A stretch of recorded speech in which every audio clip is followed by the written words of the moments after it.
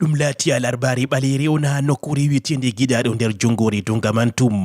Dede jamdi 5 fajiri on jogiɓe balmituranken yotti ha nokkure nde maɓɓiti yite. Iyaluji birgama, ɓikkon barama ha nder ɗoyɗi, e rewɓe woɓɓe ɗoggitama ngendam muɗum ha nder doggugo e ci'e ngulama. 14 on sowi yonki nder maɓɓe rewɓe 9 e ɓikkon 7 markon hakkunde duuɓi 2 yahango 11 e non hewɓe bo nawnaɓe jarama ha ci'e nyawdigu to ndu e kamɓe ngam hakkilanego kubarwol ngol gondinama be gouverneur jo diwal Woyla Hirnage Adolphe Lele l'Afrique. Banko andinama ha laabi kubaruji kewɗi sababu bonondaji bana ɗi laati bana jawabu ɓawo tumugo ɓenno fulɓe taweteɓe ha nokkure nde ko waɗugo kuudiɗiragu be konunkoɓe ko walliti ha ɗum waɗa taskara gotka ko hokki jawabu be mbargu 10 jogiɓe balmi nder nyalɗe caliɗe. Bonondaji bana ɗi cembiɗɗi dow fulɓe ha nokkure wi'etende giɗaɗo siftonori goto fu go fuɗɗino ha hitano 2015 ɗo tokkitini. Rufa'u Baba Shuwaria, Douala, RFI.